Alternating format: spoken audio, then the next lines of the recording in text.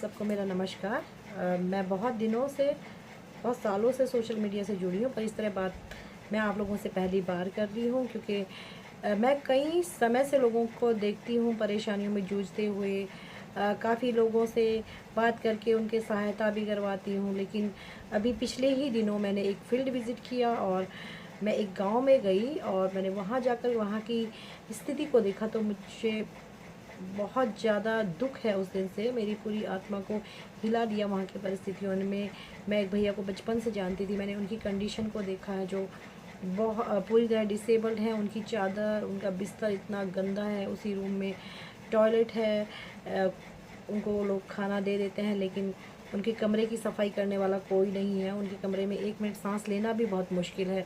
उसके अलावा मैं एक और परिवार से मिली, जहाँ बच्चा और पापा दोनों पूरी तरह बिस्तर पर हैं। कोई उनके घर में सहायता करने वाला नहीं है, कोई काम करने वाला नहीं है।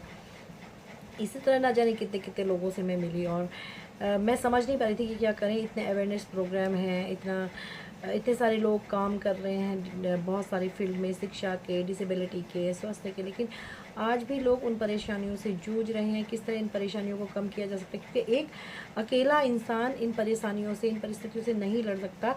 इसके लिए बहुत सारे हाथ चाहिए। तो ऐसा भी हो सकता है कि ज़रूरी नहीं कि पैसा ही कई जगह काम आता है, ज़रूरी नहीं कि राशन ही कई जगह काम आता है। कभी कभी हम किसी घर की साफ़ सफाई कराएं, किसी को नहला के आ जाएं, उनकी बेडशीट चेंज कर दें, उनके संग प्यार से बैठ के उनकी बातों को सुने, उनकी वो क्या कहना चाहते हैं, वो क्या चाहते हैं। शायद ये भी उनके लिए एक बहुत बड़ी मदद होगी। मैं चाहती हूँ कि आप प्लीज़ मुझे कमेंट करें और मुझे बताएं कि हम किस तरह से और उनकी हेल्प कर सकते हैं। अगर आपके पास टाइम है तो लोग आकर के उनसे जुड़ें, मुझसे जुड़ें और अपने